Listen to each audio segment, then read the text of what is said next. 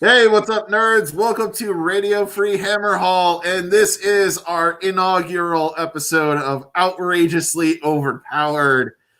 I am here with my co-host Josh, the Demon Prince of Cornucopia, ready for the COVID-19 with his scuba gear, keeping him safe.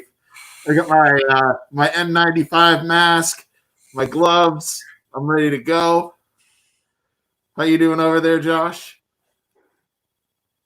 Get white power, all right.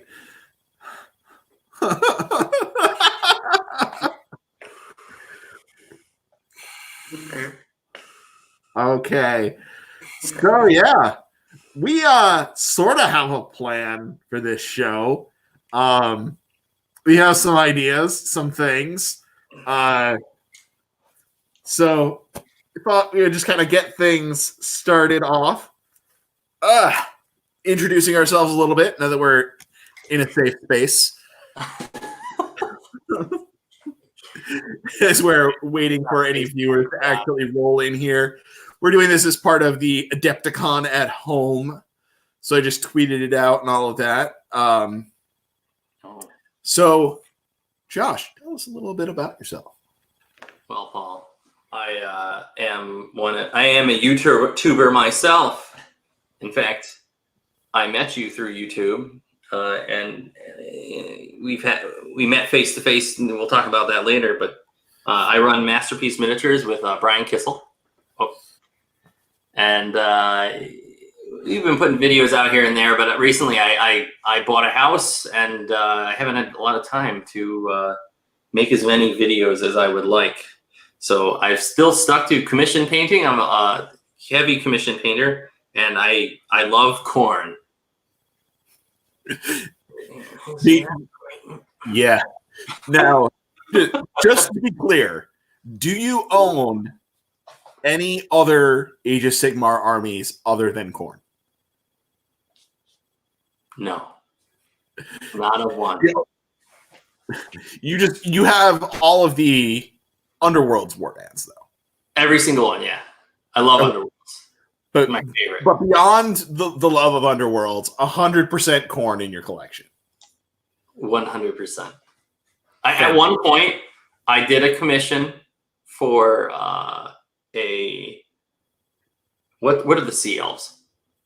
I can't remember that. I can remember their stuff faction. I mean, that Deepkin. Is that what you're looking for there? Yeah, with all the thralls and all that. I did a probably 4,000 or 5,000 points. I mean, this was a huge commission, and the person that I painted it for was having trouble paying it off, and so for a time, I owned a Deepkin army. And I'm on good terms with that person. Like, it didn't go south. Like, they were very kind, and we worked it out. But it was the only time I owned an army other than a Khorne army. But I did have a full Deepkin army, and it was gorgeous.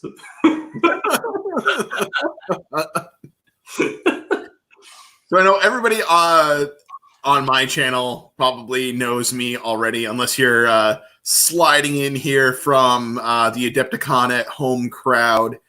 But I am Paul. I run Radio Free Hammer Hall. I do a lot of math hammery stuff. Right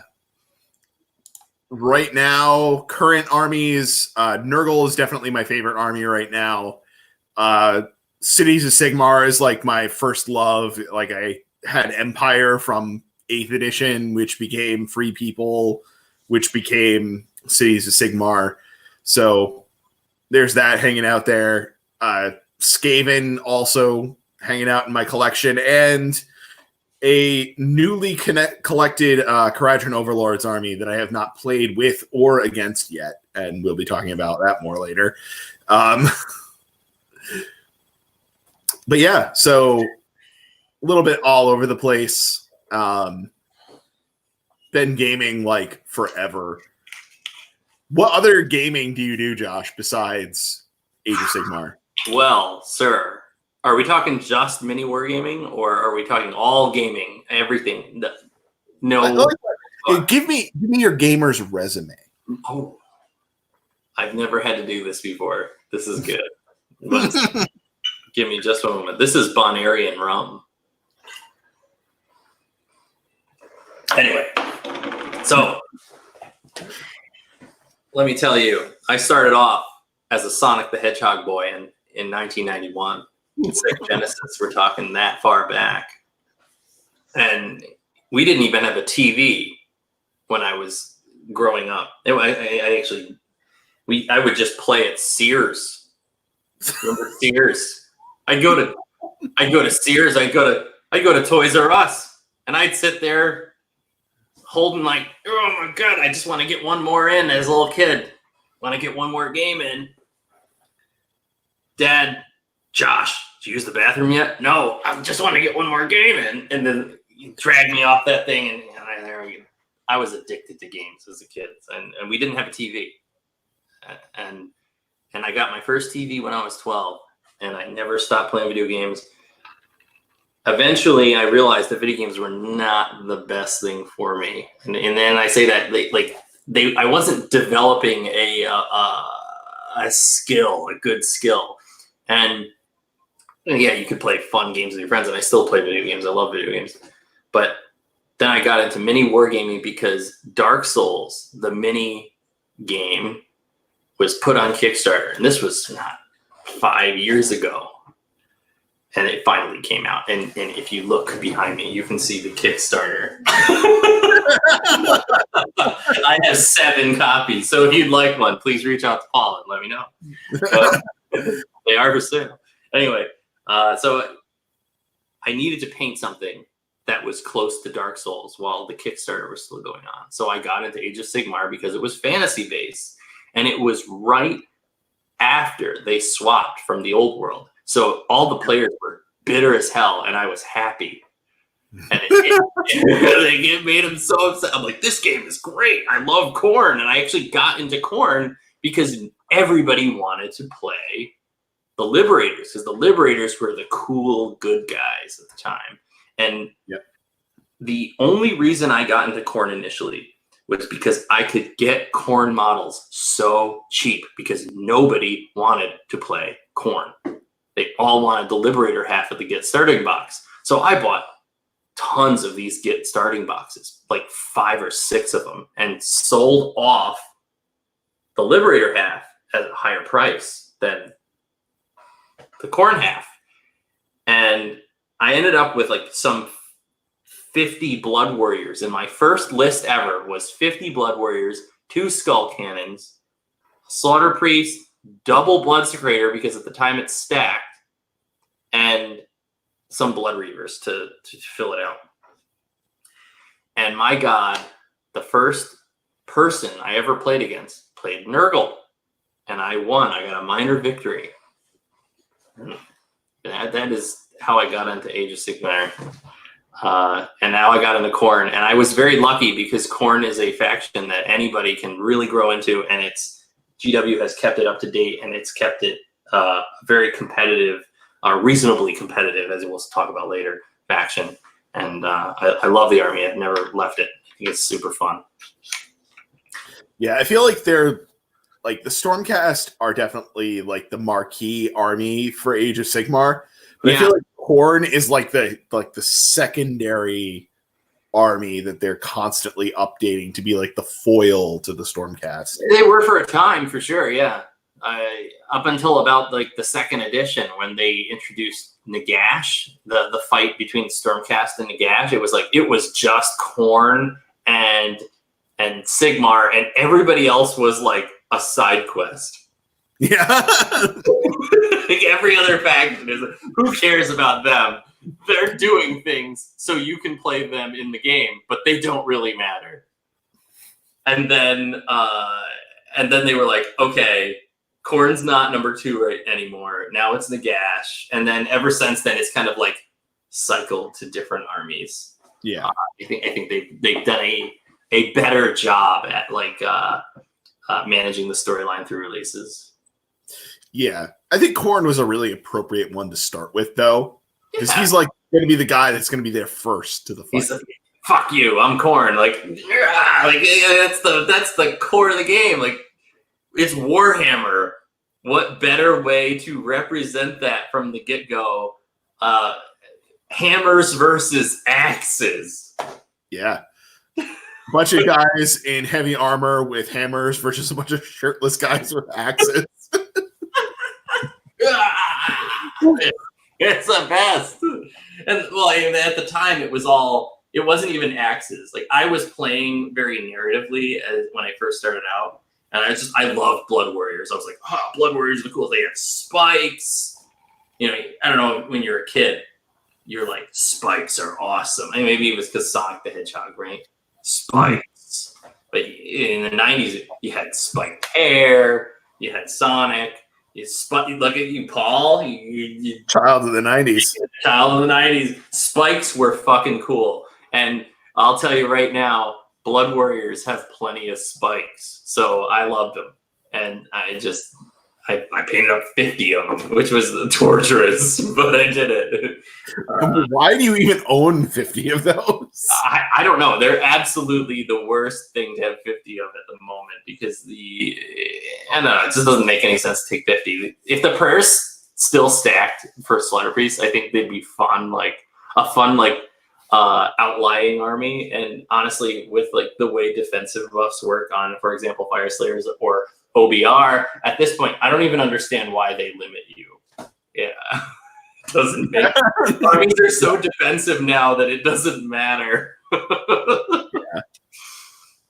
Oh, well, who knows? Maybe they're just worried about I know that they clearly don't play test the hell out of this stuff because every time something comes out, even within like the scope of a single book, the community seems to find some ridiculously broken stuff very easily too. Like they even alert GW of the fact that this stuff is broken before the book is released, and it still gets released without.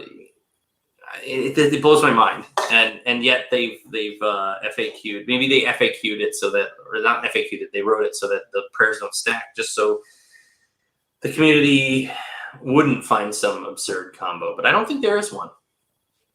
Not in Khorne, anyway. Maybe with future releases like Slave to Darkness. Maybe that's what they were worried about. Yeah. There are some things that like Slave to Darkness just suddenly like makes it weird. Yeah. Like, Slave to Darkness shows up and like everything gets weird. Well, yeah. So imagine if you had double +1 to save, right? And you had a block of Chaos Warriors with rerollable saves just built in.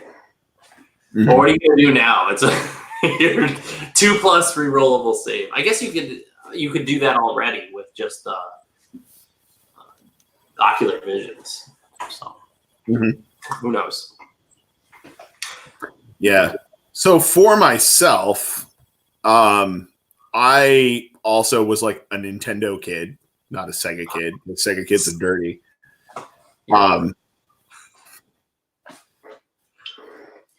So I started out on Nintendo, quickly got into like strategy gaming from there, played like SimCity and Civilization a lot. I still play Civilization now and then. I think I've racked up like 20,000 hours on Civilization, like the entire series.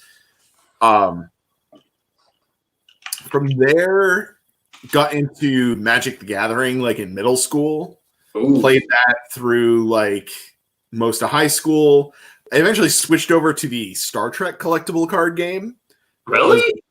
Really? Did that have like a cult following where you were? Because I didn't even hear about it. Yeah. I switched over to the Star Trek. What's going on here? Really? Okay. I just accidentally had my YouTube playing in the background. Paul just likes hearing himself. I do. I like hearing the sound of my own. Yeah, so there was a Star Trek collectible card game for a while. I've always been a big Trekkie, so that just kind of like naturally followed in. It was like a horribly, like fundamentally broken game. That was a lot of fun, but then got into, after that, computer gaming, Command and Conquer, like real-time strategy games. continued playing a lot of Civilization. Eventually, got back into, graduated from college, got into the workforce, and decided to get back into Magic. So I played Magic for 5 years again. And then I moved on to Warhammer, which was in the middle of the end times when I started playing, and then quickly went over to Age of Sigmar, and everybody that I was playing Warhammer with decided they hated Age of Sigmar, and I really loved it. So I just sort of kept on going despite all of my friends abandoning me. So that's kind of my little. What's that? For a while there, though, it was a good deal. Everyone hated it, and it was getting great, and you could get great prices in the game. Now you can't get the deals that they had back then. Oh yeah, I picked up so much stuff for so cheap because everybody was just offloading. In the early days, I was originally playing Empire in 8th edition. Came over to Age of Sigmar, and all of Bretonia was also keyworded free people. So I was just acquiring shitloads of Bretonian stuff for cheap. And it was busted in AOS for a while. And then eventually it all sort of it went to Legends, and it our first compendium, and now Legends, and is completely unplayable now, and I offloaded it all, but it was good for a little while. Were you playing the gun lines? Is that what you were playing, where if they charge you get to shoot? I played some of that. I played a lot of cavalry heavy lists. That was the big thing that I really enjoyed playing. Okay. And still do. When I break out my Cities of Sigmar, I really like breaking out Hammerhall with a lot of demigryphs and all that stuff, which is not at all the best thing to do, but it's fun. I remember for hot second, Grail Knights were really good. AOS coach is in the house. What's up? So anyway, moving on to, I guess, more current events. The story of how we actually know each other. Yeah. Were you following my channel before? You were.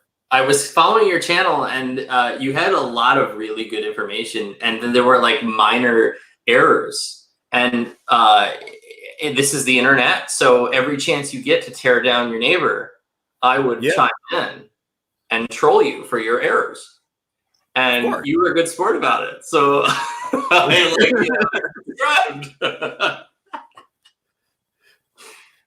yeah, and then we actually met at Du Bois GT in 2017. Yeah, and now I am this year I'm supposed to be the head coach at Du Bois. Hoping we haven't made a decision yet, but and we don't know what's going to happen. But I'm the head coach at Du Bois in Rochester, and I think Du Bois. Let me look at the date for that. We might as well talk about it, right? Why not get a plug? Du Bois. Yeah, it's usually mid-November, right? Not the Italian restaurant. You got to look for Du Bois GT. Yeah, I just Googled it. November 13th through 15th in 2020. Hopefully, everyone's all better by then. I think that it's likely. So we haven't made any plans to cancel Du Bois at all. But it's a big AOS tournament. Last year we had 80 people, I think, just about. And this year, 80 people last year. Yeah, this really year we got a dedicated room to AOS, because AOS, we're encroaching on the 40K players. We're doing real well. The game is good. So get ready for a real good time. I'm really looking forward to it. I hope it pans out. I hope this whole thing dies down and that we get to play.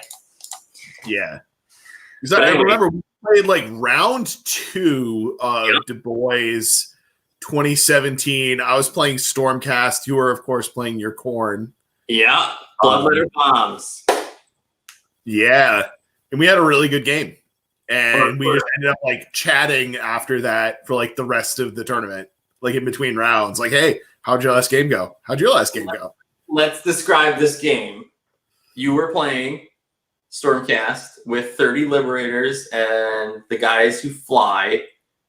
And I'm forgetting the name of that list now, but yeah, like the really abusive list with Stormcast teleporting directly into combat. Yes, and I remember at the beginning of the game, I'm like, wait a second, can you teleport within 3 inches? You're like, I can teleport wherever the fuck I want. And I'm like, all right, slow down. I guess I will bubble wrap. So I bubble wrap the hell out of my army. And he couldn't teleport because he couldn't string his guys where he wanted to because his bases were too fat. Yep. 40 millimeters. It's a bitch. So anyway, we're sitting there and we're staring at each other for like 2 rounds. And I'm slowly creeping forward because I'm an aggressive asshole. And And Scarbrand was whispering in my ear, and he's going, "Dude, you gotta just attack him. Yeah, just get him." And so, and that whole time, I was like, I had heard tale of the Bloodletter Bomb. I had never played against it before, and I was like, "Well, in this matchup, I don't think I'm the beatdown." So I had like screened myself off, kept all my Liberators in the backfield. It was like just waiting for you. I had like double screens set up to like absorb the Bloodletter Bombs and then go counterattack after. Like I still like clearly remember this game. Like you had mad respect for my Bloodletter Bomb. Yeah. I was terrified of the Bloodletter Bomb because like the Liberators were invincible except to mortal wounds, and I would have been totally fucked over if you had hit me with all those Bloodletters. And then I caved. And Corn whispered in my ear, and he said, "You go and you kill every Bloodletter you see, or every Liberator you see." And I charged in like a maniac. I think I killed like 4 units of yours, and then you just were like, "All right, that's it. Teleport your guys right into all my heroes, instantly killing every single one." Yeah, and it was it Knife to the Heart with the diagonal deployment? Yeah, I couldn't win. There was no way. I literally we either sat there and stared at each other for like 5 turns, and then one of us would get like a weird minor. Yeah. Or I tried to attack you and hope you roll bad. And yeah, I think what ended up happening was I think I basically screened you until turn 3 and then teleported onto the objective. You did. And then I just like shook your hand. I was like, this is it. That's it. It's over. Yeah. But here's the thing.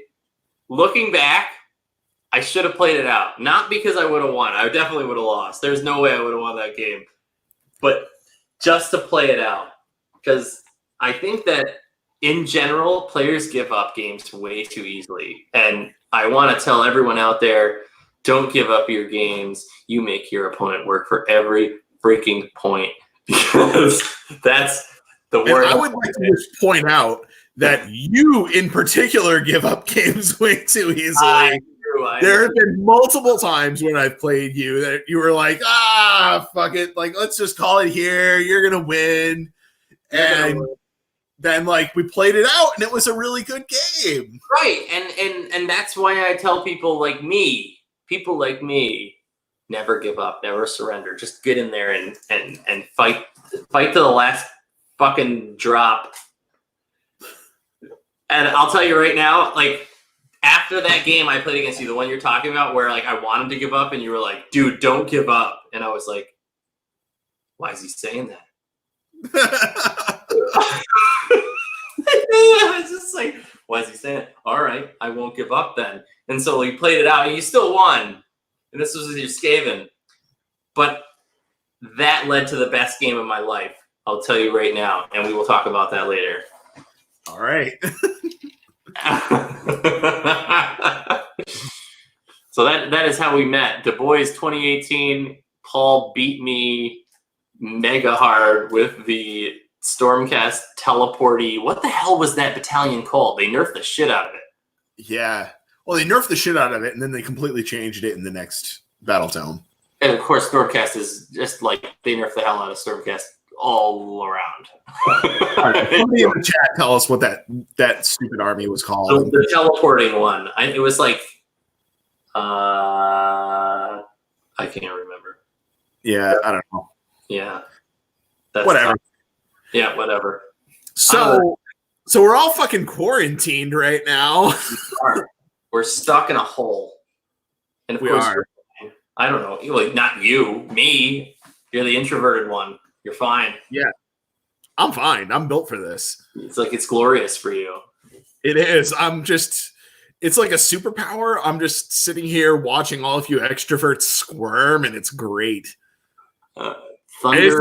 It's not just extroverts. It's like everybody that is an introvert and has like treated mental health issues that they've like learned coping mechanisms for like bad shit happening in their lives. We're like, we got this. We're fine. Are the extroverts okay? No exceptions. Not one. I'm screwed. Like, I honestly, like, I'm going crazy. I work from home for a living. I don't know if you know that. I'm a software developer by day and a Warhammer player by night. Anyway, so I develop software for a CPA firm. I develop tax software. And so I'm used to working from home. But by the time I'm done working from home, I want to get out of the house so bad I'm like clawing my eyes out. I'm going crazy. So this is like the worst ever. I'm going nuts. I haven't played Warhammer live in person like since this thing has started. Yeah, and we're only on like week 2 of this. You ran a 5K, Tristan. What the hell did you run at 5K? See, this is right there. What Tristan's talking about. That's quarantine material. There's no one runs a 5K unless you're like stuck in your house with like a trusted something or other that you know can't have the virus. All I'm saying is if you ever see me running 5K, follow me. Follow you. I can't corn like easy without the corn dragon. I think I have like I think I have like 12K worth of corn. All painted. I don't own any painted unpainted corn. He's prepping for end times. Seriously. he's ready. Yeah. I am not prepared for the end times. I am really well prepared to be the guy that like is in like a group of people in the zombie apocalypse and somebody shoots me in the knee to keep the zombies busy while everybody else gets away. I don't think anyone was prepared for end times. I got a lot of cheap wrathmongers during the end times. If you were lucky, you got a lot of cheap Blight Kings. Yeah, if I had been on the Nurgle train, like if I was OG Nurgle, I would have been all set. But sadly, I did not join the Nurgle hype train until the Battle Tome dropped. Actually, it was before the Battle Tome dropped. It was basically like in the reveals, I'm like, I have to have this army. I have to have it. It was just like the combination of like the what was it, like the 7 days of Nurglemess videos that they did, like the like all the previews were fantastic. I like saw like the cycle of contagion. I'm like, this is like the best army ability ever. Like I was all about it, and I'm still all about it. So when they're releasing new armies, do you ever just like sit here and go, I wish this was my army? I wish it was mine. This army's stupid. You're in your head. You're in your head. I wish this was another Khorne book. I wish this was another Nurgle book. Like, even with the elves haven't gotten like a book since End Times, and you're like in your head, like, they need to release another Nurgle book. Well, I mean, I guess we can move on to speaking of elves, the new elf releases or reveals today. How'd you feel about those? The camera's not frozen. I'm thinking about it. Okay. I wish it was Khorne. I know that like a lot of people are waiting for elves, and it's so selfish. I know that there are so many people that were so excited. I take it back. Tristan is on the right path here. Tomb Kings? Tomb Kings, hands down. All right, so I lied. I did own another army. It was Tomb Kings, and it was not painted. I collected tons of Tomb Kings, and I was like, these guys are so cool. They're Egyptian. There's no pyramids. But they've got a giant pyramid. Dude, they were the only army with Rend 3, and they were the only other army that halved all damage done to a monster like the Stonehorn. The Stonehorns in my day didn't take half the wounds; they halved the damage. Like, they were awesome. And then they nerfed them, and then they were like, you know what? You just can't play them anymore. That was the worst.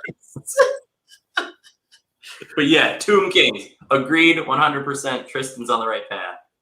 Yeah. So I know there were so many people that were so hyped about elves because there's so many people that were like high elf players that loved high elves that have just been like, they've been crapped on ever since the start of Age of Sigmar, basically. We kind of like slowly pushed further and further into the corner. And then they announced Pointy Elves. Wait, this announcement? No, not this announcement. Like when the Pointy Elves were first announced. Oh yeah. Pointy Elves are coming. And all the high elf players were like, yes, we're getting high elves. And I can honestly say I have never been so happy to see so many people disappointed in my entire life. I love this release. All right, I will say that despite it not being porn, despite it not being Khorne, I'm disappointed it's not porn too. That's all right. Wait, stop. That's my reaction. GW releases the elves. What's Josh Gill's reaction? I'm disappointed it's not porn. What?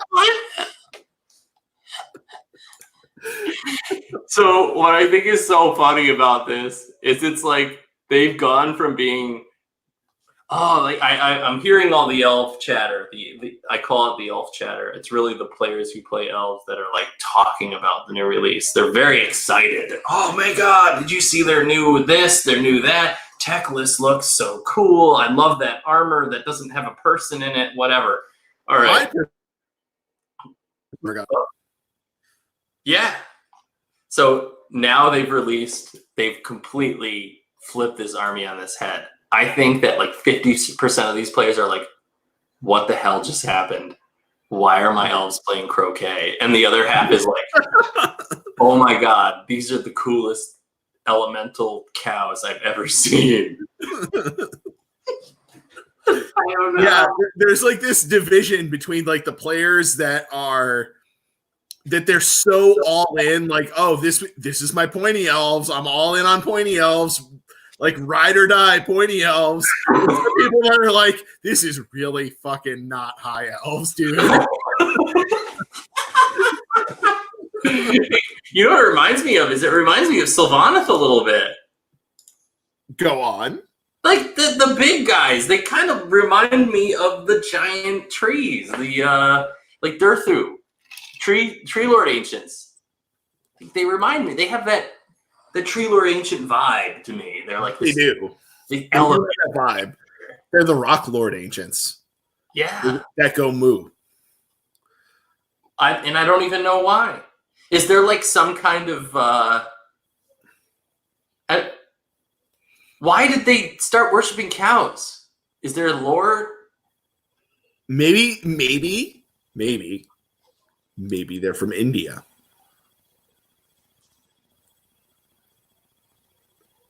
All right. Yeah. I mean, the horns on this thing like suddenly make all of the helmets make sense. They do. I mean, I actually wasn't. Maybe they're from Texas. They're Texan elves. Yeah, the Techless Longhorns. That play croquet. They have like this like cowboy yet like I don't know, ritzy enough to enjoy croquet kind of vibe. Yeah, you know what we need is cavalry with hammers so that they can play polo. Oh my god. If you're listening to this stream and you get these elves, if you don't put those hammers on the cavalry, you're doing it wrong. With like 100% wrong. Squig heads or something, like squigs, like they're smacking squigs around. With the hammer. Oil Baron elves. That would be a fantastic diorama. Like white suits. I see we got Huey in the house too. Huey's the man. I like him. Is that the Huey that goes to GTs? To boys? Yeah. Oh my god, this guy. This guy and his 200 plague monks. Last time you saw me, I was wearing a suit. Look at me now. Pajama pants and a Guster t-shirt.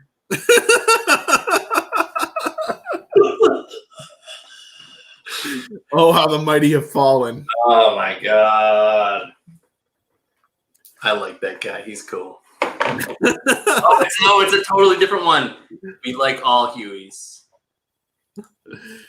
Any Huey watching the stream. But yes, definitely. Oh no, it's a different Huey. Yeah, that's right. Totally fucked up. Well, apparently this Huey is total dog shit, and not nearly as cool as the other one that ran 200 plague monks. Say John Cavs knows his Bible, and you know what? I agree with him. The elves are gonna fail because they're worshiping a golden calf. That's my prediction. Yeah. Easy win. Round 2. Playing against elves. I'm going 2-0, baby. So, where in this whole pandemic did it like get real for you? Like, what piece of news was like, oh, it's real now? I gotta say, like, things were happening in China and wherever, and I was like, okay, it's not that bad. But it was. And then our local Warhammer store was like, we are not an essential business. We are closing down. And I was like, oh my God. Everything. Where am I going to get my paint?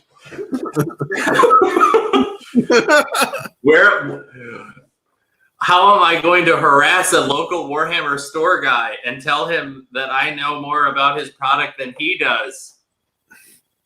I think that like it dawned on me that this was like real when like local non-essential businesses that I frequent were like, no, we're not letting you in. You can't come inside. Store pickup only. Actually, the Warhammer store doesn't even do that. Yeah. It got real for me when Disney World closed because they don't close for shit. When 9/11 happened, they closed for one fucking day. Like they've closed like half a day for a hurricane. Like Disney World almost never closes. They opened in like 1971 and they've been closed like 6 days since then. And then like up until now they've been closed for like 2 weeks. That is so unheard of. And that makes me go, holy shit, what the fuck's going on? Jesus, dude. I don't know how you remember 9/11 that well. I was only like 11 years old. So, my 9/11 story is fantastic. Because I was in high school when 9/11 happened. And, there was between changing classes, there was like some buzz around the hallways that like something had happened. Wait, how old are you? And then I went to my physics class, and they announced over the loudspeaker in the school that this had happened during my physics class. And my physics teacher was this old, like, ex-Soviet Romanian lady that was like out of her mind hardcore about science. And it was like, we get this announcement over the loudspeaker. Like, yeah, 2 planes just hit the World Trade Center, and another one hit the Pentagon, and one is in a field out in Pennsylvania. And she's like, all right, now let's get back to physics. It's like, what the fuck is wrong with you? Let's ignore it. The world is ending. Take all your money out of the bank. Quick. Pull all your stocks. That was my family. It was like, what the hell is happening? How old are you, Paul? I am 35. Oh, wow. You're older than me. I thought at least you look so young, man. I'm 32. I'm not that old. You're not that much. Wow. God damn, dude. You look good. Thank you. Don't think you will. Well, anyway, I was much younger than you. I actually thought you were either my age or younger. But really? Holy cow. Yeah, that's wild. Yeah, I'm an old man. All right. I don't mind. All right. So anyway, so that was one thing. What was it that drove it home for you? You said Disney? Yeah, Disney closing down was like... Yeah. People dying. And, oh my God, Disney's closing? Yeah, I mean, I'm a hardcore Disney fan. And I just knew the history of like Disney doesn't close for anything. And Disney closing their doors indefinitely is like insane. So here's another one. Like it's just as a side note, it's actually fairly normal for the parks in Asia to close for things. Yeah. Those have closed a bunch of times. Disney World in Florida, like, never closes. Right. Like, it's been open through everything. It could be like a hurricane over Disney World that day, and they just have a couple of rides closed. They'd be like, get on the roller coaster. It's no big deal.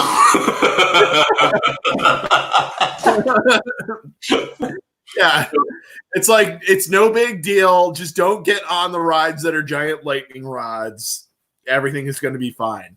Ride It's a Small World. It's great, I swear. Yeah, no problem. It's indoor ride. Don't worry about it. Yeah. So I had another moment where I went to the grocery store and I wore my paint respirator, and everyone looked at me like I was normal. And I was like, oh, all right, I guess I can do this. So pro tip, if you're a hobbyist like me, which you probably are if you're watching this channel, if you airbrush, you can wear your respirator to the grocery store, and it works really well. You actually went to a grocery store in a respirator? Yeah. Nobody looked at me weird. They were like, "Oh, he's just being responsible." Thank you, citizen. Thank you for wearing your respirator. So my wife is a high school teacher. Yeah. And just before the schools got closed down, it was actually 2 days before schools got closed down, the Thursday before they shut it down. She had a student get dropped off at school. The kid's mother was wearing a respirator, and so was the kid. Kid wore the respirator all day at school. Friday comes, and the kid is wearing a respirator again. The mother calls the school and complains that their kid was being bullied the day before for wearing a respirator at school all day. I would have thought that was cool as a kid. I would have been like, that kid. Where can I get one of those gas masks? That's what I would have thought. Like, what is it? Like, there were like a whole World War II kick going on between Saving Private Ryan and all the different like Call of Duty games. Like, everyone was like, oh, gas masks are cool. Yeah, especially like the World War I style gas masks. I'm a fan of those. It's the like. So other thing, I saw a Warhammer tournament called, get this, the Corona Clash, and this did not last long. Like, this came up. It was advertised as like, hey, join the Corona Clash. We're gonna have a bunch of people together playing Warhammer, and then it went down immediately. Like, it's not a thing. Yeah, you know what? Triumph GT getting closed or getting canceled was one of like the early things that I was like scratching my head. I'm like, that's in June. Yeah. I don't know if I would have. It's tough because I understand their mentality. I mean, you kind of want to look at it like this. There's only 3 months until June. Anything 3 months out, that's when you want to can it because you don't know and it's getting too close and you need to be able to plan. So I understand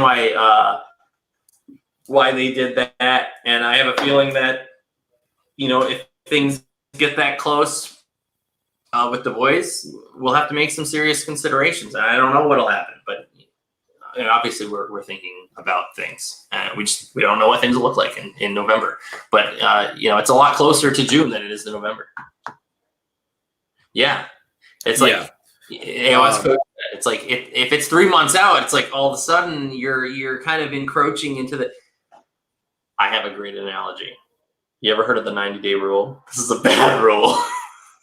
So when you're dating somebody after 90 days. Now the true colors are supposed to shine. You got 90 days. It's kind of like that. It's not even work. Yeah, I mean, like the other good rule is like you need to be able to like see the event without its makeup on to really decide. Yeah, and I don't know, we haven't seen that yet. Yeah, we haven't seen the makeup on.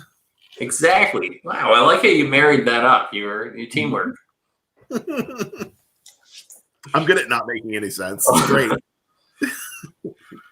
All right. Well, then.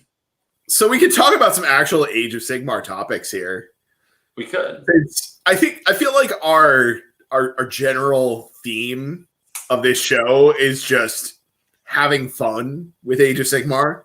It is. I mean, certainly having fun with a Warhammer theme. A theme. Yes. In a world so dark, we all managed to have a fun Warhammer-related theme. The only theme. Warhammer. Oh my God. Right. What's the last fucking thing you worked on? That's the next question. The last thing I worked on was assembling a Grunstock gun hauler. That was the last thing I worked on. Because I've been, it started off as a slow grow Kharadron Overlord's force. It started out as, I'm going to build up some KO to run in Tempest's Eye to have kind of like those kind of like ally-ish units in Tempest's Eye. So I was like, okay, well, I need a bunch of balloon boys to do that. So I got like 12 Endrin Riggers. And then I was like, well, I also want to be able to run like a boat and a bunch of Thunderers. So I bought like a start collecting box for the Thunderers and, to get the gun hauler, and then bought a box of Thunderers, and I got an Ironclad. And then I'm like, well, an Ironclad on its own is not enough. I also wanted to have the option of having a frigate. So I picked up a frigate, and now I'm at like a start collecting box, a box of Thunderers, a frigate, an Ironclad, and 12 Endrin Riggers. And I'm like, fuck it, I'm just building a whole army.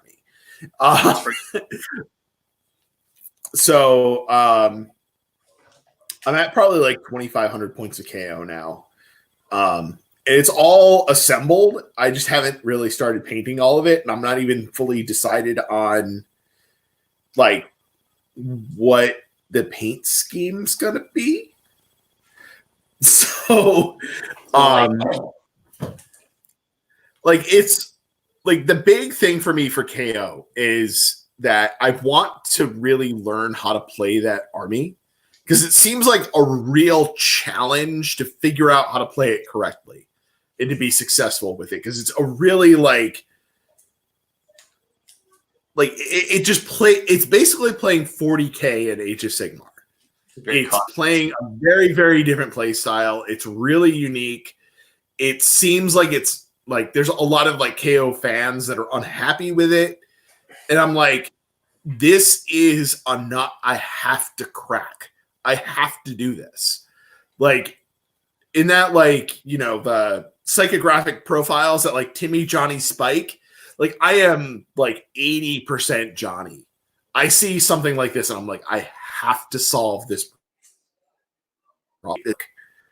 So like that's what's going on with me with KO. Like I'm like not even thinking about the hobby aspect of it. I'm like, I got to throw these models on the table and start figuring out how this army works.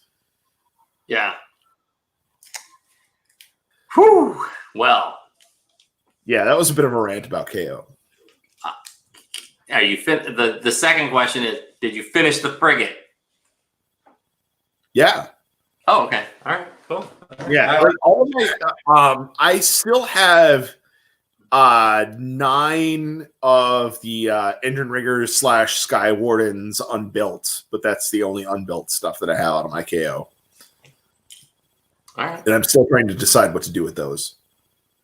I am cautiously optimistic about playing against KO. I've never done it. Not against the new army. I've yet to run into a scenario where I play against it, but cautiously optimistic. Yeah, I haven't played it against it either. I just really love the book and the weirdness of it, and I'm just all about trying to make it work. Definitely looks fun. Yes. The last. So speaking of fun, what are the most fun armies that you've played against? Whoa.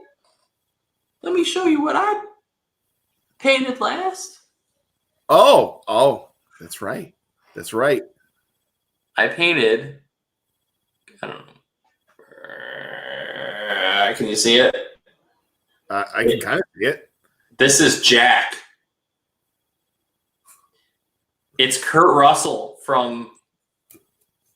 Oh my God, I'm drinking too much. Big Trouble in Little China? Big Trouble in Little China. Thank you. Thank God. That's the last thing I painted. I'm doing a commission for the full board game, Big Trouble in Little China. And the guy wanted top quality, no basing, just black basing. So that's why he's black base wise. Anyway, model came out great. I haven't watched that movie in a long time. I don't know if you've ever seen Big Trouble in Little China. I have not. Highly recommend this movie, dude. It is so funny. So it's about this guy who gets wrapped up into this like scheme where this wizard is taking women with green eyes and trying to marry them to please like a demon. And and there's like neon lights because it's been in the 80s. And the whole time, is this just a movie about like a guy that has a fetish for Irish women? Is this what I'm hearing? No. That's why it's so rare. It's a Chinese woman with jade green eyes. So she's got Chinese magic. Anyway, I watched this movie a lot trying to get like solid understanding of how I need to paint these characters. So For me, this is the shit I do. This is the shit I do for commissions.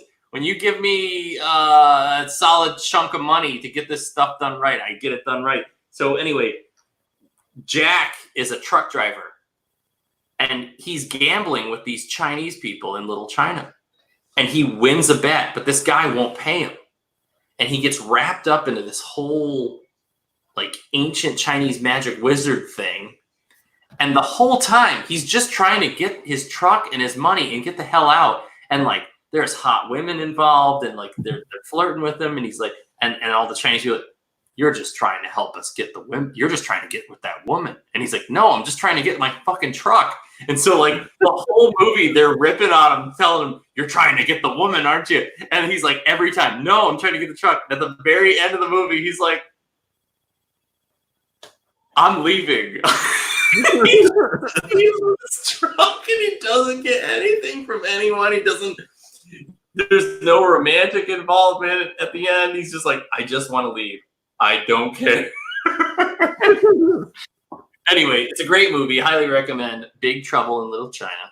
And I'm painting the board game, and it's a very fun experience because I have to I really want to get an accurate representation of the characters in the movie. So this is the thing I'm working on. This is Jack from Big Trouble Little China, and this is what he looks like in the movie. And it was very hard to get his T-shirt right because it's absolutely ridiculous looking in the film. Anyway, so yeah, that is what I'm working on. Yeah, I have a commission I should be working on. Yeah. I actually have my first commission ever from one of my friends that wants me to paint up figs from a board game for him. And I'm really unmotivated because the models are terrible. You know what though? The models in the Big Trouble Little China game aren't that great. The sculpts aren't great, but if you do a good job painting them, like I'm telling you, like it blows my mind how much of a difference a good paint job makes. It just blows my mind. I don't know. Absolutely. Yeah. All right. So anyway, we talked about the big reveal. Most fun to play armies. Paul, you go first. I'm going to give you a controversial, my most fun to play army, most fun to play army, most fun to play against army. That one. I haven't had that much to drink, I swear. I'm going to go with Flesh Eater Courts. What? No, I agree with you. I like Flesh Eater Courts, but go ahead. Yeah, particularly the big bad Gristlegore. I love playing against a list that's just 3 Terrorgeists and a Zombie Dragon. That is just so much fun. You like playing against Monster Mash style lists in general? Yeah, it's you either just win hard or lose hard, and it's just crazy. It's just a crazy swingy match, and it's fun. I can get behind that, and I agree with you. I've never had a game against Flesh Eater Courts that I lost terribly because I didn't play well. Let me rephrase that. Every game I've lost against Flesh Eater Courts, badly lost, has been because I misplayed horribly. I my whole army I didn't screen well enough. I didn't do one thing or the other. And once I learned how to play against Flesh Eater Courts, it's a really fun army. It's a really fun challenge. I have no problem with Flesh Eater Courts. I know a lot of people bitch about it, but I agree with you. I think Flesh Eater Courts is super fun to play. Yeah, and I think their nerfs hit them in the right places. That it's a good army, but it's not outrageously overpowered. It's top of the fat middle. It's good, but not broken. Yeah, I'm in the same boat. I completely agree with you. I lose games against them. I win games against them. And every time I come to the table, I have no idea who's going to win. And I think that's the most important thing. Yeah, definitely. Yeah. All right, I'll take one. I like Slaves to Darkness. I think Slaves to Darkness, in fact, I'll say this. Hats off to Sam Pearson. I think he's the guy who wrote the Corn book, and I believe he wrote the Slaves to Darkness book, or at least the lead guy. I think his books are excellent. And he did the Slaves to Darkness book. I think it's awesome. I don't think he had to nerf the Demon Prince of Nurgle as much as they did, but it definitely needed a slight tweak. It was way too good. Anyway, I love Slaves to Darkness. I think they're super fun to play against. I've been beaten by them. I've beaten them. They're just. It's an army that is. It's a synergy army, and it's really cool how well all the units play together. I just love Slaves to Darkness. I think it's very fun to play against. I think it fits the whole Age of Sigmar theme. The whole like melee magic, a little bit of shooting, lots of like ambush tactics with that one battalion they've got where they can summon different units. Overall, I'm super happy with that army. I think it's so fun to play against. Yeah, I actually have not played against the new book yet, and I definitely want to. It seems like a really cool army in general. Like it just seems like a fun, fair, balanced army.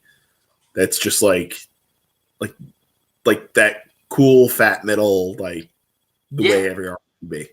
I think that Slaves to Darkness is like the power level that GW should aim for. Like that is perfect. You can play it in a variety of different ways, and it doesn't it doesn't completely hose any one particular style of play, which is what I really like about it. Correct. Go ahead. You next. I'm going to give a shout out to Maw Tribes for being just like an awesomely fun army to play against. Yeah. Just like the fat boys grinding down on you is always like, you know what they're there for, right? Like they don't have any crazy stuff up their sleeves. There's big fat boys coming to party, and you know, they're not the Caribbean fat boys that Tom wanted, but they're good. Like they're just a solid army that is always going to give you a good game. So I had a dream. This is going to be my second army. All right. Okay, go on. I had a dream about a more watch. You're not supposed to tell people's dreams. That's one of George Washington's 100 rules to live by. I want you to know that. But I'm going to share one. I had a dream. Hold on. Is this like a book? No. So, all right. Hey, a little backstory on Josh Keel here.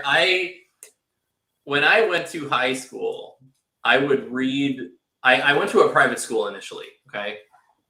In my private school, they trained me and they said, whenever you enter a new environment, if they have rules, you should read them. Read every fucking rule. So that's why I'm so rules oriented. It's like, it's just ingrained. So I went to this private school, and what they would do is they would give you detention. And if you got detention, you had to write George Washington's 100 rules to live by. And I'll tell you right now, I got detention so many times. I probably wrote George Washington's 100 rules to live by, like, I don't know, 50 to 75 times. Like, if you said something to me and it was one of George Washington's rules, I'd be like, oh shit, that's one of George Washington's rules. But that's one of them. Don't tell people your dreams. And I'm going to tell you my dream. My dream is to have a Maw Tribes army, and they're going to be like Walmart shoppers. They're going to be dressed like wife beaters, and they're going to be holding like slushies and wearing pajama pants, and like they're going to have like squigs on leashes.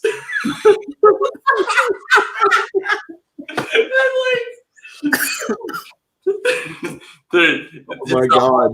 I want to take like a model car and like put a bunch of them in the car for like a what the hell is that? Or is that thunder tusk or a stonehorn, and like have like that one side of the car like really weighed down, like squished down hard, and like they're holding like a Coke and like a hamburger in one hand, and rewrite the war scroll so it fits the bill. Like they're throwing burgers at you and shit, but it's all the same attack profiles. Just the ridiculousness, like the crushing like charge. I don't know if they have a crushing charge anymore. Like before, like when they hit you, they deal D6 mortal wounds. But yeah, like, they still have mortal wounds on the charge. Yeah. So this would be the chrome. The chrome grill of the car is crushing, is hitting you for D6 mortal wounds. Like they're ramming you with their car, And maybe the text for the ability would be, "That's my parking spot." Like just ridiculousness. So I want to build this army of Maw Tribe that they're like Walmart shoppers, like just the most obnoxious ones. You know, I shop at Walmart too. Everyone does, right? For the most part. But like the quintessential irritating, I can't believe that guy exists, Walmart shopper. That's what I want my Maw Tribe's army to be. I have to say, my favorite thing about shopping at Walmart is the curbside pickup. You can just like call in a grocery order and they'll put it in your trunk for you so that you never have to interact with Walmart people. Is there an ability where you just automatically do mortal wounds in Maw Tribes like an ogre? They have. I'm trying to remember what the rule exactly is, but they have like impact hits on the charge. Maybe we can call that curbside. That's curbside pickup. Yes, curbside pickup. He's on the charge, slam it in.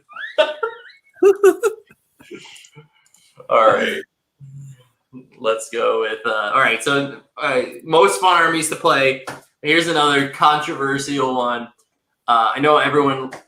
I hate Slaanesh, all right? I fucking hate him. I'm Khorne. Khorne hates Slaanesh. We hate Slaanesh. I don't know why you want to be an army full of people that like mutilate the generals. Fine, whatever. It's on you. But I love playing Slaanesh. I don't know what it is. I think it's because I play Khorne. And Slaanesh likes to summon a lot of stuff. So when you summon a lot of stuff, that's not very resilient. And Khorne is able to kill it, that means I get to summon a lot of stuff because I get blood tithe points. So everything is just dying and summoning and blowing up, and I mean it's fucking awesome. I love it. I love playing against Slaanesh. Even in the old version, I never lost a game against Slaanesh, but mostly because I played. Yeah, I played that ranged skull cannon list, and it was really good against Slaanesh. Because they have to come to you and to do anything. So of course they've got like other ways of generating depravity or whatever. Those are the horrible ways. I kill those ways. But anyway, the ways that I want them to generate depravity, they have to come to you. They have to deal damage or they have to receive damage. So the skull cannon list I had revolved around like having like a kill radius. Where like I could do something like 30, 40 mortal wounds per turn, or between shooting and mortal wounds, on average between like 30 or 40 mortal wounds in like 16-inch radius bubble with all my slaughter priests and all my judgments and all my shooting. So people would just stay outside that 16 inches because otherwise you're taking lots of damage. Anyway. I like Huey's comment there. So I would kill Slaanesh, and it was just like a weird outlier list. But I loved playing against them, and now it seems like they're more fair. And the cannon list I was playing just doesn't even function anymore in the current environment. So I don't know. I really like playing against Slaanesh. I like all the summoning. I like all the craziness going on. I like all the decision making that goes on. I like that their units aren't that resilient. I like Slaanesh playing against them. I don't like them though. They're fun to play. You like killing them. You really like killing them. Yeah, they're fun. Sometimes they beat me. I've never lost against them, but I can see why I would lose. I put it that way. I could lose against Slaanesh. Every game I've had against them has been like down to the wire, and it's only because like I got lucky on a arbitrary die roll. Maybe it was a turn one. Maybe it was a save roll. Whatever. Yep. So I have to give a shout out to Khorne for being a fun army to play against. I feel like it's just always like a solid, fair game. Yeah. You know what to expect out of Khorne. They want to come and smash you in the face. But they've got some tricks too. Yeah, but there's some tricks. Yeah. You know? But the bottom line is maim, kill, burn, blood and skulls. And it's just always a good time. I don't think I've ever played against Khorne and felt like it was oppressive. I don't think I've ever felt like it was just a walk away victory. Yeah. It's just always a solid game. It's how I want my games to be. Like just feeling like you're in it the whole time, your opponent's in it the whole time. That there's just like a solid give and take, and they can play in enough of the areas of the game where they're like, right, like they don't use magic, but they're really good at denying your magic. Yeah. They they don't really play in shooting unless you're Josh and you play a weird skull cannon list. But like Khorne is also not particularly weak to shooting either. Right. So I feel like it's a really well balanced army that's just it just gives you a good game all the time, unless your opponent is an idiot, which is always possible. But it's always possible. All these comments ignore your opponent being an idiot. Yes, that's if your opponent's a moron, just forgive them. But I think Nurgle's the same way. I love. Yeah. I know that before we got into this stream, you were talking about how you think Nurgle should receive an update, and I agree. But I don't think that they need a power level increase. I just think that like you said, some of the units don't seem as useful as they could be, given the current format, and some of the units need a slight points tweak, and then Nurgle would be right there with the rest of them.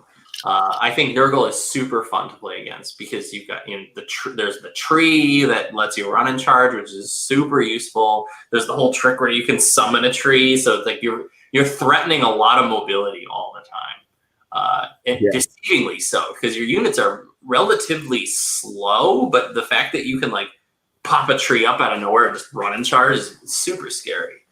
And I don't know. I think the other cool thing about Nurgle is for the most part, their units are very like they have a lot of units, but most of them have a place. Yes, and that is said for a lot of armies. I mean, Khorne is unique in that way too. There are very few units that don't really have a place, like the Skull Throne or the Blood Throne.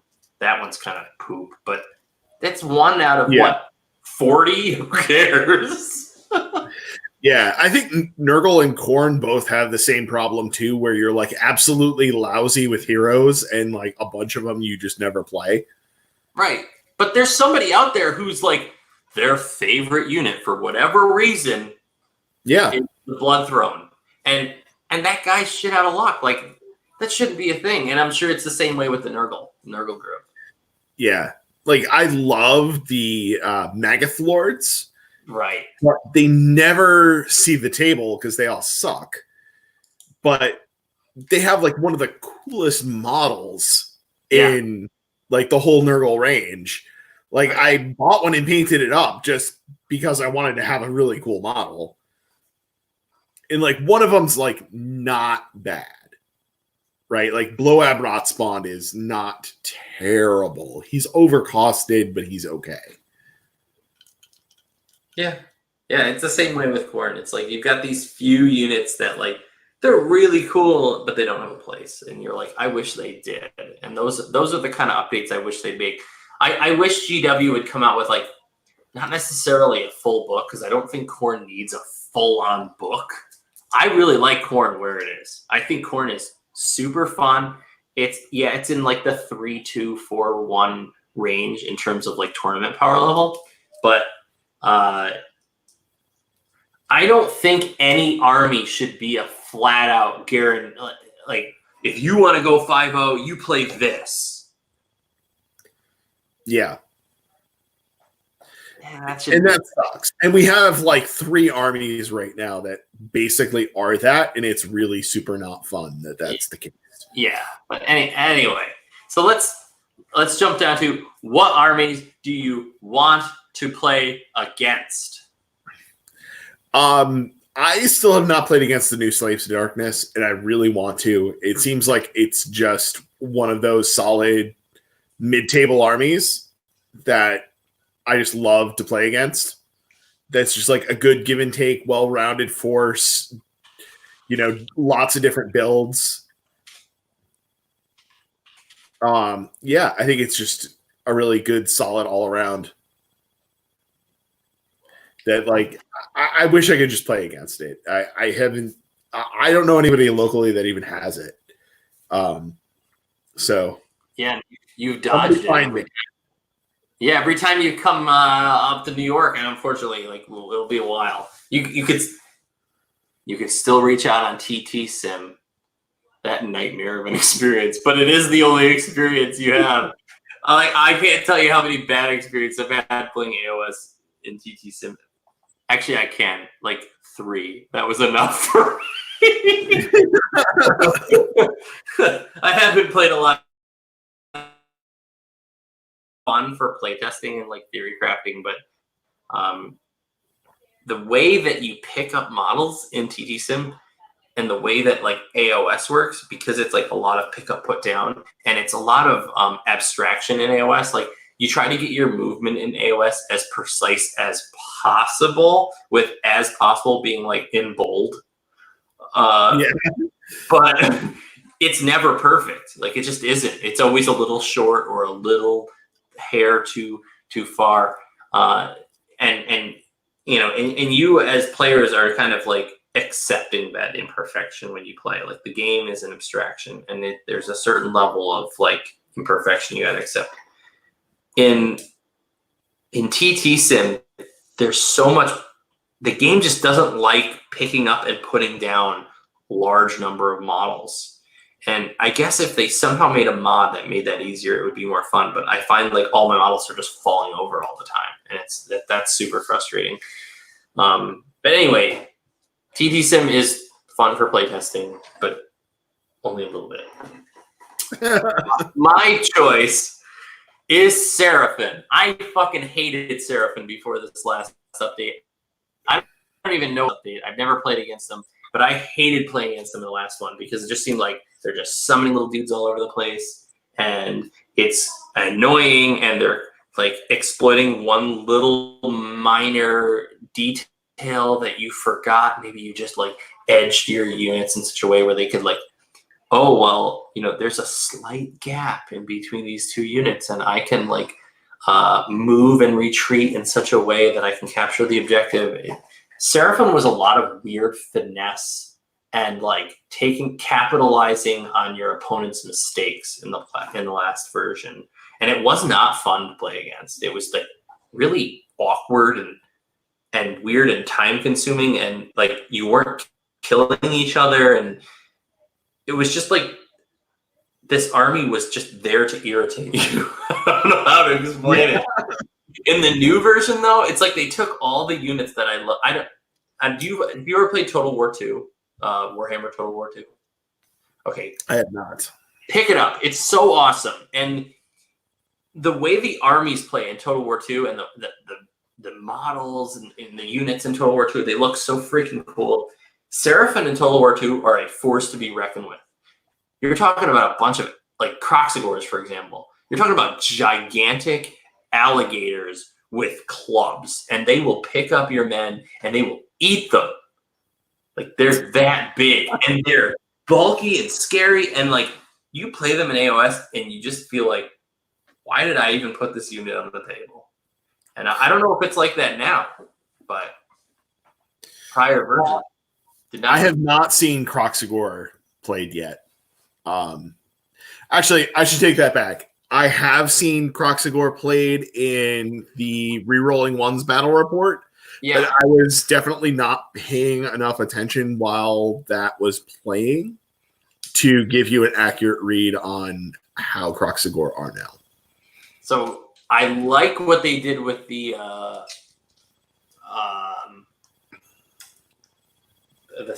what are the regular, Skinks? Not the Skinks. Saurus Warriors. I love what they did with the Saurus Warriors. They do lots of damage now. They have lots of attacks. They're scary. They're threatening. You have to respect them. Before you just feel like, I'm going to get hit by Saurus Warriors. Who the fuck cares? And that's why everyone just took a bunch of Skinks and Slons. But now I think there are more options. And while that really annoying skink summoning list exists, it's a lot less oppressive and less annoying. Like they don't have as many options to just I don't know. You ever heard of the term of a gotcha moment? Yep. I think that Seraphon relied on a lot of gotcha moments. Let your opponent do a bunch of stuff, and then, oh, gotcha. You fucked up. I win. And that's not fun. Like, I don't care. Like, if I knew that you could do this, or if I knew I had botched up my movement in this certain way, I wouldn't have done it. And it's like, it's just not fun. So I like that they've changed the army in that way. And I really want to play against them because I think it might be less of a gotcha experience and more of a game. Right. I think the big thing is that the skinks don't have that retreat out of combat ability anymore. Yeah, that's another big deal. Without that ability there, now Seraphon are required to actually play the game. They have to get in there and actually fight you if they get in combat. They can avoid combat all day if they want to, but once they're there, they're there. They ability from Kharadron Overlords too. The Thunderers used to have that same ability, so I think that's just a piece of design space that they're moving away from, which I think is probably that's a really strong ability. Yeah, I think it's much stronger than they had realized. Yeah, definitely. All right, what's another army you want to play against?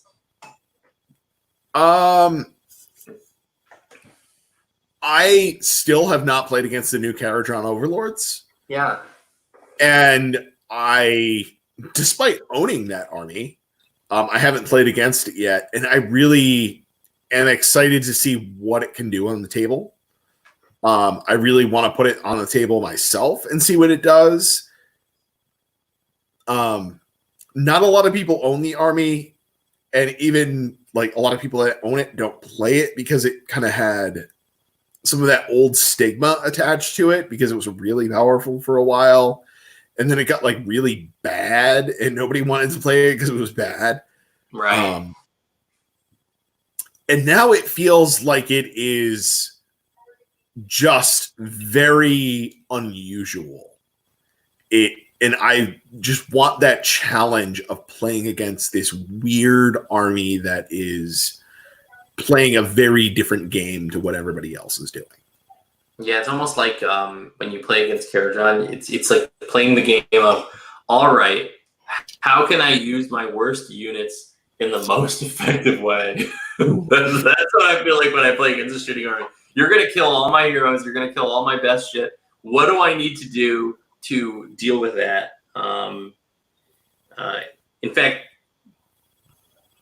I'll talk about that part later. That's the best game of Warhammer ever. I had to deal with just that. So I bet you playing against Kharadron Overlords would be super fun. Now that I think about it, because the best game I've ever played with Warhammer was against a shooting army. So, yeah. All right. So, do you have any others that are big armies that you want to play against that you haven't had a chance to yet? Let me think about it. I mean, I play against a lot of stuff, or I have played against a lot of stuff. And I've watched a lot of games. That's what I've wanted to play against. In fact, you hit the nail on the head. Like, Slaves is super fun. You haven't played against it. Seraphon is new, and it's an army that previously I wasn't a big fan of. And Kharadron is you had a lot of potential there to have either a really good game against someone who knows how to play the game, or a really terrible game against someone who doesn't. And hopefully, I play against a really good Kharadron Overlords player because I would love to do that. Yeah. All right. Here is the super negative, terrible question. Take it away. So armies that you just never ever want to play against. I mean, I think we can just like strike off the top 3 right away. Like Petrifex Elite, Fire Slayers, each. Like, can we just pretend those armies don't exist? Like, if we just took those armies out of Age of Sigmar, would this not be a fantastic balanced game? It would be super fun without them, because like the problem with them is that they nullify an aspect of the game for other players. So like Petrifex is so good at being defensive in like some of those like min-max lists with the 40 dudes that it kind of like rules out. If you're going to an event, you can't play a certain style of your army because it doesn't work against Petrifex. And same thing with Fire Slayers. I've run into games that are just unwinnable games because Fire Slayers is Fire Slayers. Even if I completely table my opponent, I've run into games where like,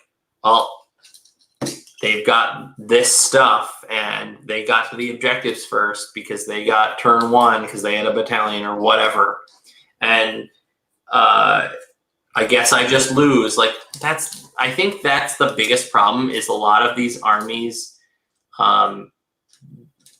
do what I think is like they predict the outcome of the game in a lot of ways. In too many instances, I guess is the best answer. Like OBR isn't always going to win if it's Petrifex. Obviously not. If you play against other Petrifex armies, anybody's win. If you play against Tzeentch, if you play against something like Tempest Eye with a lot of shooting, maybe even Hellheart. Not Hellheart. Is Hellheart the spellcasting one? Yeah. Yeah, if you play against Hellheart, maybe you'll have some trouble. Who knows? But Petrifex nullifies a lot of lists. So like you go into a game against something like Maw Tribes, and Maw Tribes has a really tough time with Petrifex because they just can't crack it. Same thing with Fire Slayers. It's like you almost start, oh well. But and then Tzeentch and Tempest Eye, I think, are on the other side of the spectrum, where they're so good at shooting. They're almost, in some ways, better than Karajan Overlords, which is an army that's like entirely based around shooting. And they both. I don't want to play against them. It's like I know I could win, but it's like.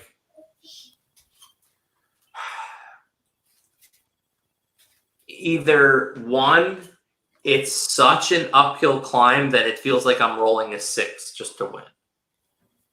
And it's almost like, I don't know, especially playing Khorne. It's like I almost just like, I play the Petrifex game so I can go 4-1. Does that make sense?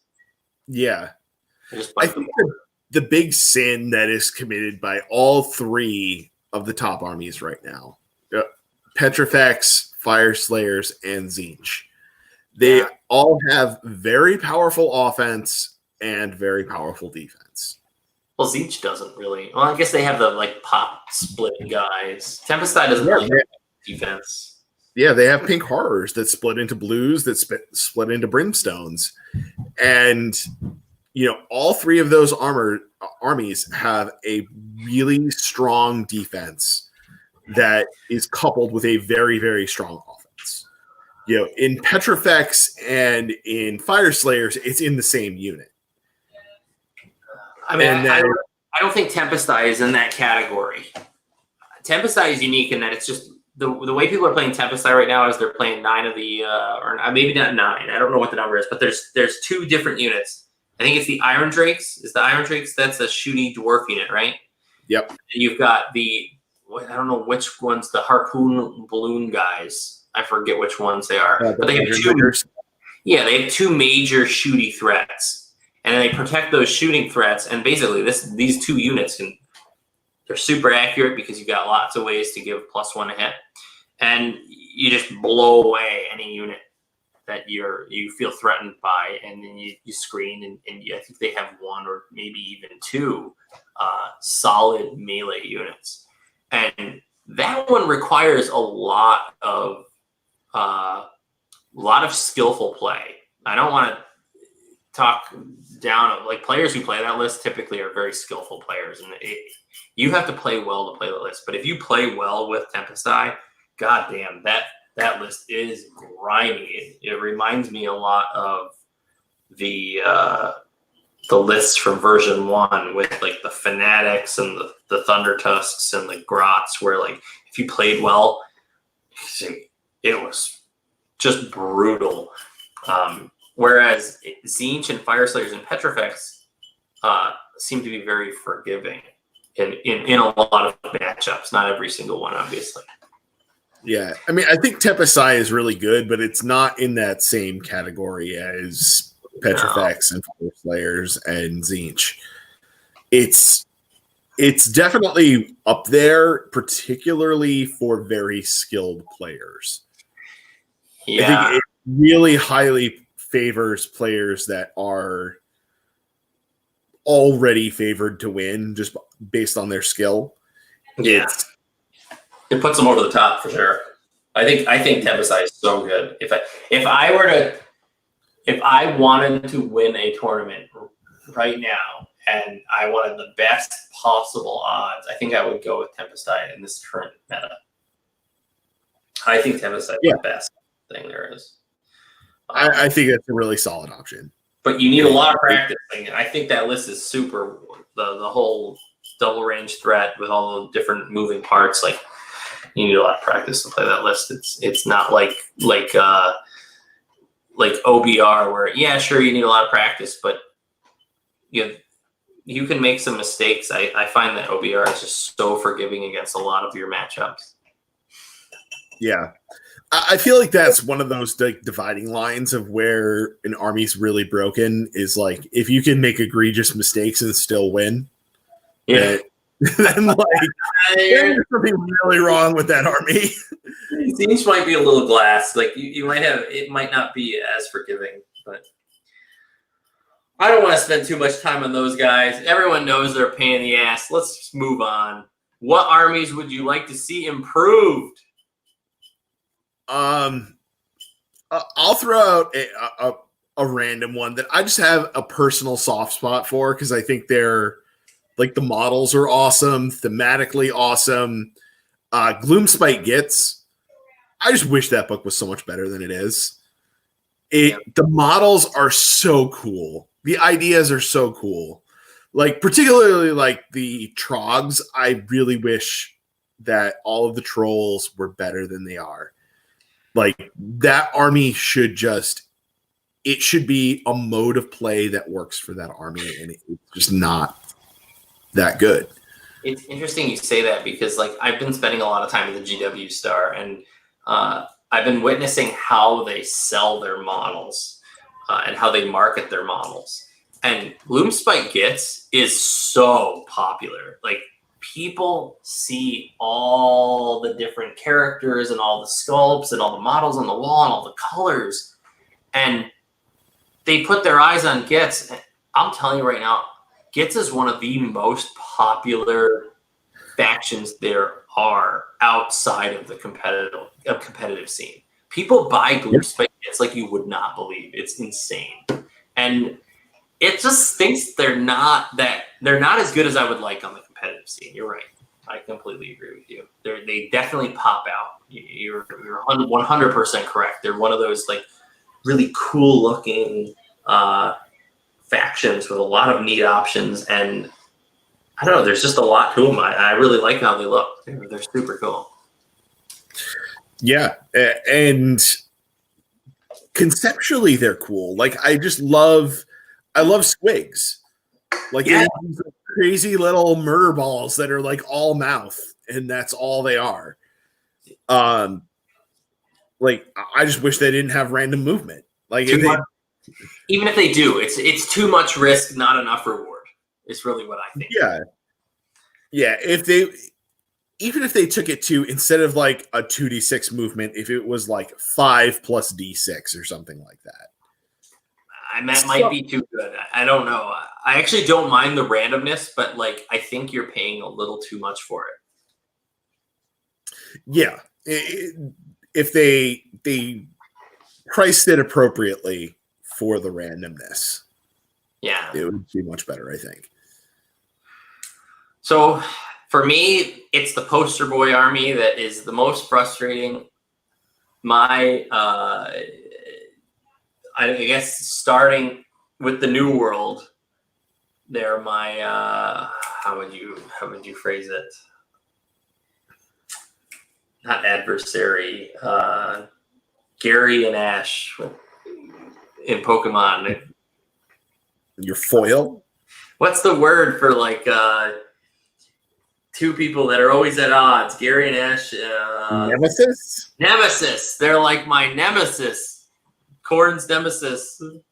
In some ways, the Stormcast since after the old world, they're always getting in my way. Damn it! But now they're not. The pushover is, I don't know what how GW thinks that the Stormcast can fit into the current game. I see Stormcast is really marketed as like kind of here's how you learn the game.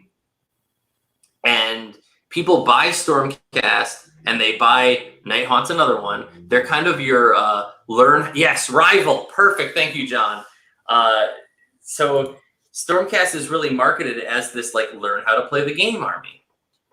When I go into the GW store, people are typically going to the counter and they're asking for a board game. They're not asking for a miniature game. They're asking, hey, I want to play a game with my dad. I want to play a game with my friend. And I want to sit at the kitchen table and roll some dice. They're not thinking about 2,000-point tournaments. They're literally building that one box to start collecting Stormcast Nighthaunt Battle. And they're throwing that on their kitchen table and they're playing a game together as if it's Monopoly or something like that. That's what people are. So Stormcast needs to be relatively simple so that way people can learn how to play, but it also needs to be something that people can grow into. And right now, I think it's lacking this like grow into thing. If I'm like, oh man, you know what? We're having a lot of fun playing on the kitchen table. Let's take this to the next level. Let's go to an event. And you take your Stormcast, you go to the event, and you get your shit kicked in. And it's not just because you're a noob and you're wet behind the ears. It's because not only are you new and you're wet behind the ears, but your army has an inherent disadvantage against the rest of the field. And I would really like to see Stormcast brought up to the next level. It doesn't have to be ultra complex. It shouldn't be ultra complex because people need an introduction army to get into the game. And I want lots of people to play Age of Sigmar. I love that people play Age of Sigmar. But maybe like include the introductory units in that like get started box, but then have more complex units that people can add to the army. Right now, Stormcast just doesn't have the tricks that other armies have. I don't know how to explain it. It's just they're so easy to beat. Yeah. And it's really strange that they're really built out as this high armored melee focused sort of army. Like you just picture these guys with hammers and shields, and like the best build for them right now is a shooting army. And it just seems really, really off from their fluff, from what the models look like, what they feel like. Yeah. It just doesn't make any sense that the best thing to do with them right now is take a bunch of long strikes and shoot at your opponent all day. Or like I can take my Demon Prince with a Sword of Judgment, run into their heroes, murder all of them easily. But like I could kill 2 or 3 heroes in one combat phase. But like if I do that against like OBR, I'll bounce off of them. Yep. I'll bounce off of them and then I'll die. It's like, okay, why are the Stormcast? They're supposed to, like you said, they're these like golden armor-clad, unmovable shield walls. Yeah, but they die in droves. Like I don't understand. They die of down shock a lot too. Yeah. But like what they did in 40K with like suddenly making Space Marines really good, I almost want them to do that with Stormcast Eternals because they are supposed to be like the poster boys of the game, and I'd love to see them be better. And love to see them like work in their roles better. Yeah. Oh yeah. You know, even a simple thing like their like deploying to the celestial realm and then dropping down out of the heavens. Right. They're all dropping down 9 inches away, and then they have a 9-inch charge to make, and like nothing has a charge bonus. Like, it would be great if they could drop out of the celestial realm and go straight into combat without much effort, because that's like what the Stormcast seem like they're supposed to do. I think that might create some problems with like objective-based play, but maybe a bonus to charge when they drop, right? Because otherwise, you run into this scenario where it's like, oh, I just placed all my guys on your objective, in, for example, Knife to the Heart. I don't know what they have to do. I really don't have an answer, but they certainly need to play more like they fight in the lore. And right now, they just die, and I don't know how to fix them. Yeah, and I play them like against like with my Nurgle, and I'm like, pound for pound, Blight Kings are way better than anything the Stormcast can throw at me. Yeah. So like, but the Stormcast supposedly in the lore beat the shit out of Nurgle and beat them back out of the realm of life. Right. So this seems wrong, It seems I don't necessarily think like they should auto win against Nurgle, but like they should at least put up a fight. Right. Yeah. It shouldn't just be, slapping Stormcast around with Nurgle. Right. Like, that shouldn't be how it works. I mean, it's the same thing with Khorne. Like I play against Stormcast, and I played against Stormcast in a 5-round event called Golden Screw in Albany. It's pretty big. I think it's like 30, 40 players, maybe even 50. The poor guy, he couldn't do anything. I felt like I was smacking a baby. Didn't make any sense.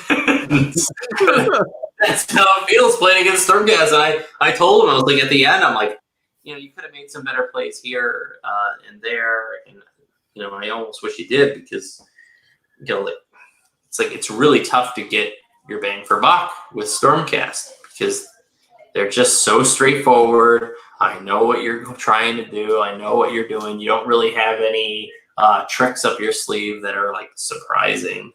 It was just easy to play. All right. Yeah. And I think there's, in terms of like being a starter army too, like there's other armies that are just so much easier to pick up and play. Like if I had to give somebody an army and be like, this is your first army to play with, I would much rather give them like Maw Tribes. Yeah, that came out after the big expansion. The Stormcast. So I don't think they market it that way because I also think, here's the other thing. I think Stormcast appeals to a broader audience. Like the look and feel of Stormcast.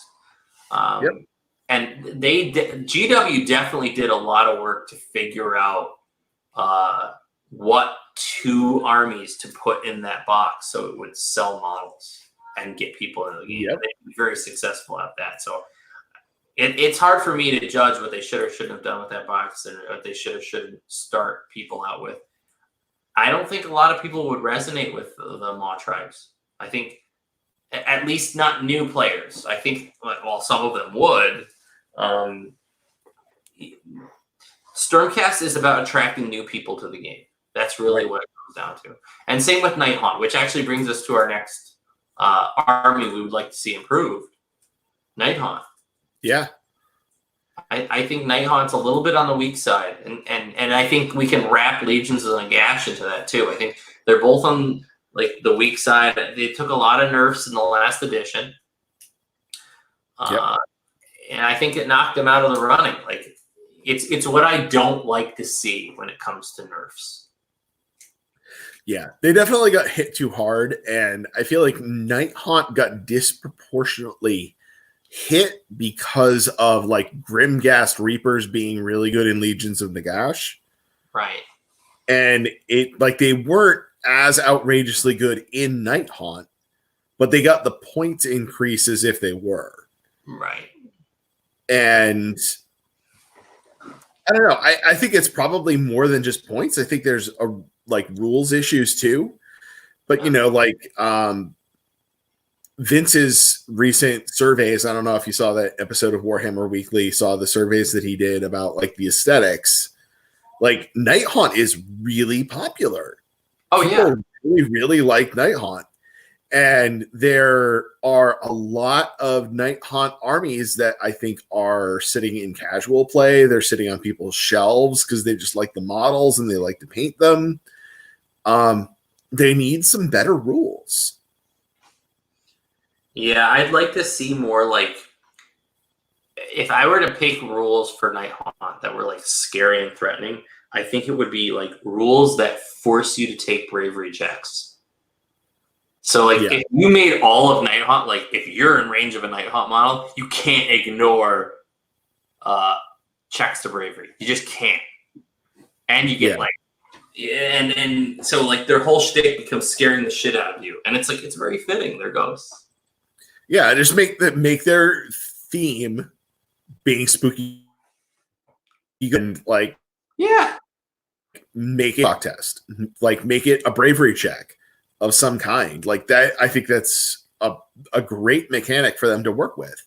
Because battle shock so often, and we could do like a whole episode just on what the hell is wrong with battle shock in Age of Sigmar. Like it never happens.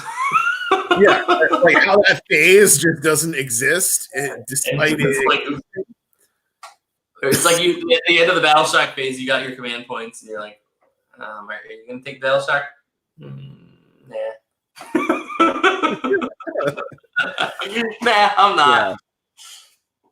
I mean, it's so important. It does cost you a command point. I'm not like downplaying that, but there's a lot of ways to mitigate battle shock in the game, like you said, and it makes the phase less relevant. I mean, look at Skaven. Skaven is like they're notoriously cowardly. They're just so cowardly, but they're the most battle shock resilient army that I can think of. Yeah. Or like Fire Slaves. I don't really take battle shock. I don't know what happens. Anyway. Or like so many Cities of Sigmar lists are built like to be almost immune to battle shock too. And then like all of the chaos lists, like how much of chaos is like demons that are bravery 10? Yeah. Or mortals that are like bravery 8 or 9. I will say this. Khorne is not immune to battle shock. And what it does, here's what happens when you get rid of battle shock immunity. Because they got rid of our Bloodsecrator's battle shock immunity. Effectively what happens is you run smaller units. That's it. Yep. So basically, if you get attacked and your unit dies, then you don't care. You don't take battle shock anyway. And Khorne gets bonuses from units dying. So if you can't ignore battle shocks, you run smaller units. That's it. Yep. That is definitely true. Yeah. I think Legions of Nagash really needs a boost up at this point too. I think OBR has just overtaken Death so much. It seems like there was just this big shift in people that were playing Death that just like went from playing Legions of Nagash and they slid right over to play Bone Reapers. I'm hoping GW has a plan with that because it really like there's no reason to run Nagash anymore outside OBR. Right. I don't think there is. Or Archon is much better in OBR too. Yeah, he is. He's really powerful in OBR. It's weird that they created a scenario where it almost doesn't make sense to play a unit another way. And maybe what I would have done is maybe like come up with, if you're running Nagash in Legions of Nagash, he runs this war scroll. If you're running Petrifex or if you're running Petrifex, if you're running OBR Nagash, then he's running this war scroll. So maybe you have 2 separate war scrolls depending on where he's being run, and maybe they put cost different. I don't know. I don't know how you solve that problem. They kind of like took away a very important piece of that army, which is Nagash himself. Yeah, I think they made a mistake by putting Nagash and Archon in the OBR book to begin with. Yeah, I think if they separated the war scrolls, it might not have been as big a deal. But right, I don't know. I don't know what the right solution is. All I know is that Legions of Nagash doesn't seem quite as good as it should be. Yeah, which is really disappointing because it's like Bone Reapers has just sort of sucked all of the Death players into one faction. Yeah, it's a very limited faction. Yeah, where all of the Death factions, I think, are good. They're interesting. They're different. They're vibrant. If what? Not Flesh Eater. I mean, I like Flesh Eater Courts. I'm not going to shit on. You're always playing against the same thing. I like them too, but the problem with them is there's not a lot of variety when playing against Flesh Eaters. I have played against some very different Flesh Eater Courts armies and have lost to lots of different builds. All right, fair. I always play against the same thing though. It's like, and against multiple players. It's a lot of terror guys that summon things off the side of the map. Okay, I guess we're doing that again. Like that's fine. Yeah. I still enjoy it. I like playing against it, but I don't see any variety in that army. Yeah, at Nova, I played against a Flare heavy list with Skaven and just got my shit pushed in. Okay, cool. And it was a really interesting list. I like it. I don't know if it's like a big time winning list or if I just happened to play a list that was particularly weak to it. Yeah. But I mean, I thought that was really cool. I've played against stuff with like a bunch of horrors, a bunch of monster mash, more balanced lists. I mean, I think there's some meat on the bones for the Flesh Eaters. All right. I think it's very limited. I think that army is very limited, and it's good, and it's fun to play against, but it's very limited in like the number of lists you can, like a number of effective lists that you can build. Right. Anyway. Yeah. I think the big picture for me is that I just want to see all of the armies to be around a similar level in strength, and all of the different armies to have multiple builds that are good. And I think that just kind of like underscores like the point of what we see in a lot of Age of Sigmar right now, where if you take out the outliers, the game is really balanced. Every army has multiple different ways to play, and the different ways to play all have merits. And it's not like this crazy unbalanced thing other than a couple of outliers, which hopefully get fixed soon. And that's the other thing is like there will always be outliers, but like these current armies that like are on the outside, the outliers that exist right now, the 4 that we mentioned previously, they're so far beyond the other armies that it's almost daunting to come up against them. And so, yeah. All right. So anyway, we are just about at 2 hours that we have been discussing this now. So I think we should wrap things up for the evening. I feel like this has been a good inaugural episode of Outrageously Overpowered. I've had some fun. Before we get off, though, let's do the last question quickly. What games would you have participated in if you went to Adepticon, Paul? Definitely AOS, obviously. Yeah, same. And I would have tried to grab a Warcry event if I could. I just picked up all the Warcry cards for Corn, so I don't know that I would have played Warcry. I might have just tried it. I might have just said, fuck it, I don't care if I lose. I'm going to play games. Now, that's one thing I want to say to all you out there. When you go to a tournament, you have to consider that you're not just going to win. Like, a lot of times I just go to events because, like, I haven't had enough pickup games. I'm just going to play pickup games. And, like, tournaments are, like, some of the best pickup games that you can get in there. So, like, what I said about, like, Warcry, I just picked up the cards. I don't know if I would have played. I take it back. I would have played just because I need to play. And I would have my ass kicked, but I would have learned. So anyway, I also would have played Star Wars Legion. Star Wars Legion is one of my favorite war games, and I can't wait for the new units that they're releasing in that game. That game just keeps getting better and better.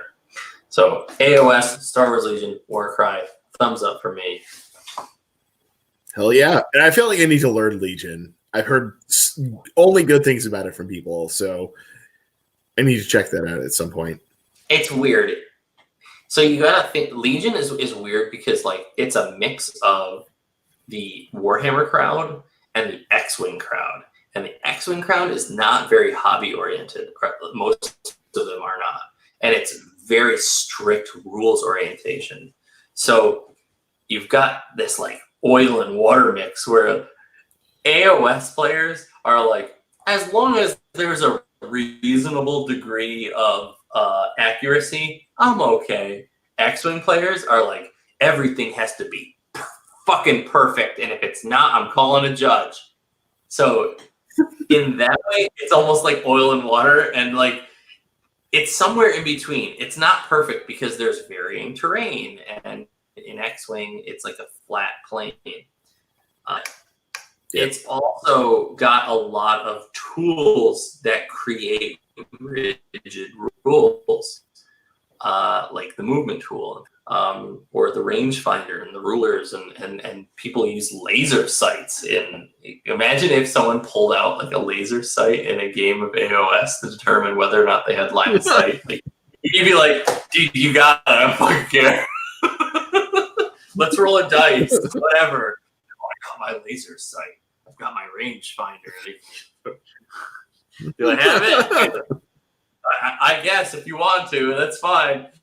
So that's commonplace in Legion. They're lasers and they shine it over their head. See, I have line of the tip of your. I can see the tip of your butt cheek. Fine, you got it. Go shoot me. Anyways, that's Star Wars Legion. I think that's, like, the weirdest transition from AOS to Legion. So for me, it was Magic the Gathering, which is, like, pure rules. That's it. To AOS, which is, like, fun beer rules, and then Legion between those two. It's definitely been a transition, but it's what I will say too, though, is that I still, to this day, I always keep a commander deck in my backpack. Anytime I go to play Warhammer, go out gaming, I always have a commander deck in my backpack. I don't have a good commander deck. I've got the pre-constructed ones, but I'll bring one next time. Fine. And I will test you. We should do it. And I'll lose. All right. All right, everybody. Thank you all for watching. Enjoy your quarantines. Stay safe. Enjoy your Adepticon at home. We got a lot more great content coming up tomorrow night and tomorrow during the day. I hope you've all enjoyed. Feel free to leave comments, questions down below. This may be coming back. We may be doing this show more regularly. So, yeah, let us know what you think. And we will talk to you all later. See you guys later.